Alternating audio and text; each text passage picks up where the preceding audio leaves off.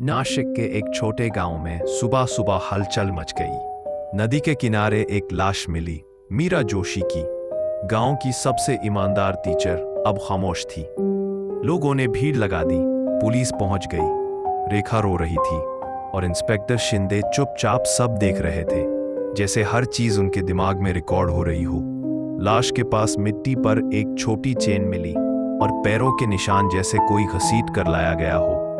लेकिन अजीब बात यह थी, मीरा का फोन और बैग दोनों गायब थे। इंस्पेक्टर शिंदे झुके, निशान देखे और कहा, यहां सिर्फ झगड़ा नहीं हुआ, कोई सच छुपाने की कोशिश हुई है। रेखा ने बताया, कल शाम स्कूल के बाद मीरा राघव से मिलने गई थी, फैक्ट्री के पैसे के हिसाब के लिए। उसके बाद उसे किसी ने नहीं देखा। फ्लैशबैक में मीरा स्कूल के गेट से निकलती है, हाथ में फाइल्स, चेहरे पर थोड़ा टेंशन। राघव बाइक के पास खड़ा है, दोनों के बीच कुछ तीखी बातें होती हैं और फिर मीरा चली जाती है। राघव से पूछा गया, तुम्हारा और मीरा का क्या झगड़ा था?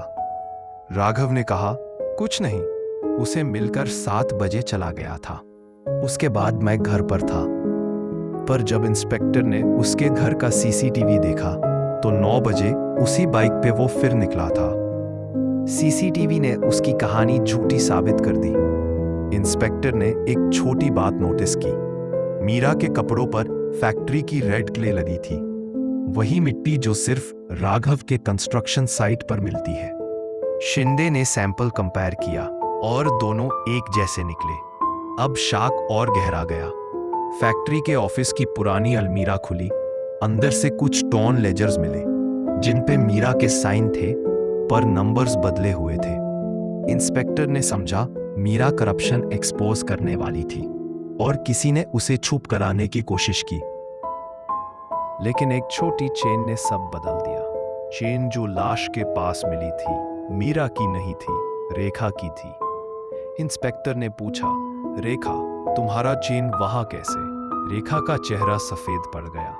उसकी आंखों में डर भी था और कुछ छुपाने की कोशिश भी। फ्लैशबैक में दिखाई देता है, रेखा रात में नदी के पास दौड़ रही है। पानी के पास किसी की चीख सुनाई देती है। रेखा ने रोते हुए कहा, मीरा ने कहा था वो राघव की फैक्ट्री के झूठ एक्सपोज करेगी। राघव बहुत गुस्सा था, मैंने सब सुना था।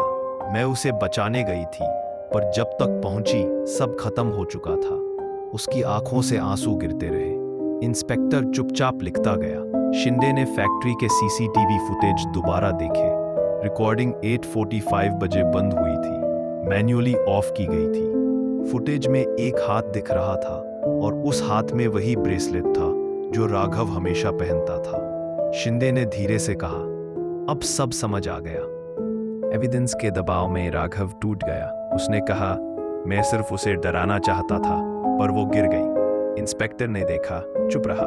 उसने सिर्फ इतना कहा, सच छुपाने की कोशिश हमेशा और गहरा दाग छोड़ जाती है। राघव के हाथों में हैंडकफ्स लग गई। कोर्ट ने राघव को दोषी ठहरा दिया।